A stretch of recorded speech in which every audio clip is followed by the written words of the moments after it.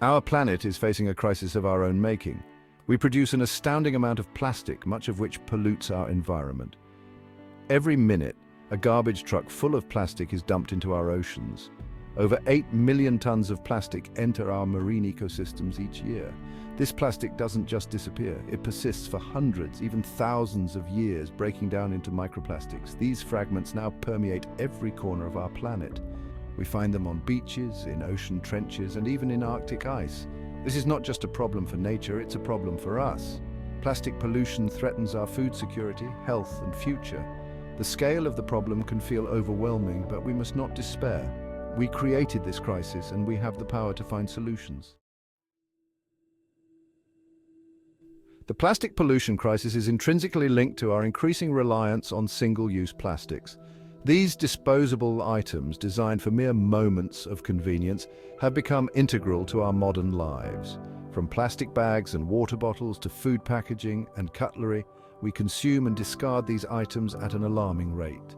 The very design of these products encourages a throwaway culture. They are cheap to produce, readily available, and often used only once before being discarded. While their initial cost may seem low, the environmental price we pay is immeasurable. The proliferation of single-use plastics is a relatively recent phenomenon, dating back to the mid-20th century.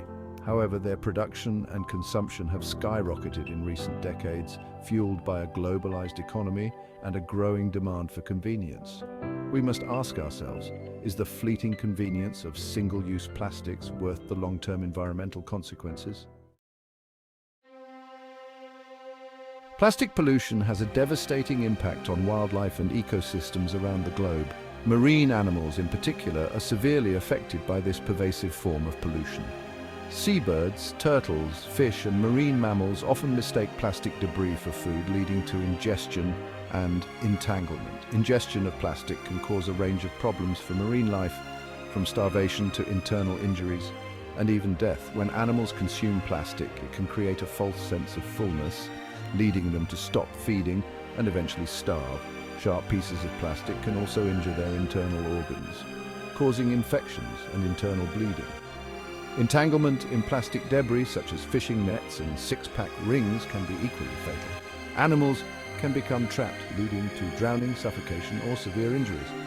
The heartbreaking images of sea turtles with plastic straws lodged in their nostrils or seals entangled in discarded fishing nets are stark reminders of the devastating impact of our actions.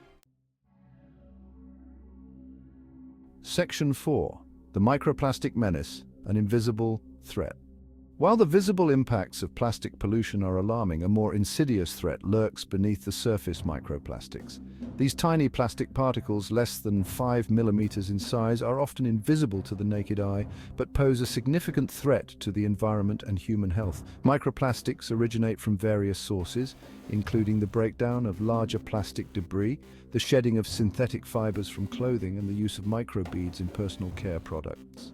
Due to their small size, microplastics can easily be ingested by marine organisms, even the smallest plankton, and can accumulate up the food chain. Studies have shown that microplastics absorb and concentrate toxins from the surrounding environment, acting like tiny sponges for pollutants.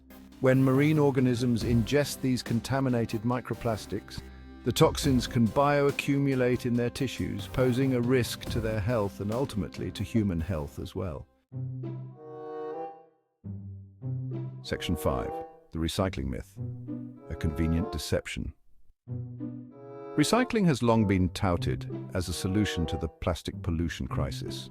However, the reality of plastic recycling is far less optimistic than we are often led to believe. While recycling can play a role in reducing plastic waste, it is not a silver bullet solution. The truth is, only a small percentage of plastic waste is actually recycled. Many types of plastic are difficult or uneconomical to recycle, and even recyclable plastics often end up in landfills due to contamination or improper sorting. The recycling process itself is also energy-intensive and can contribute to greenhouse gas emissions. Furthermore, the emphasis on recycling often shifts the responsibility from producers to consumers, creating a false sense of security. Section 6. The lobbying labyrinth, corporate interests versus environmental action. The proliferation of plastic pollution is not simply a result of individual choices, it is also a consequence of corporate actions and political decisions. Powerful corporations, particularly those in the plastics and fossil fuel industries, have long engaged in lobbying efforts to downplay the crisis and obstruct meaningful action. These industries have invested heavily in promoting the narrative of plastic as a recyclable and sustainable material, despite evidence to the contrary. They have also lobbied against legislation aimed at reducing plastic production and consumption, such as bans on single-use plastics and taxes on plastic bags. This corporate influence has hindered progress in addressing the plastic pollution crisis, prioritizing short-term profits over the long-term health of our planet. It is imperative that we hold these corporations accountable for their role in creating this crisis and demand that they prioritize environmental responsibility over profit maximization. Section 7. Turning the tide, a call for collective action. The fight against plastic pollution requires individual action, systemic change, and global cooperation.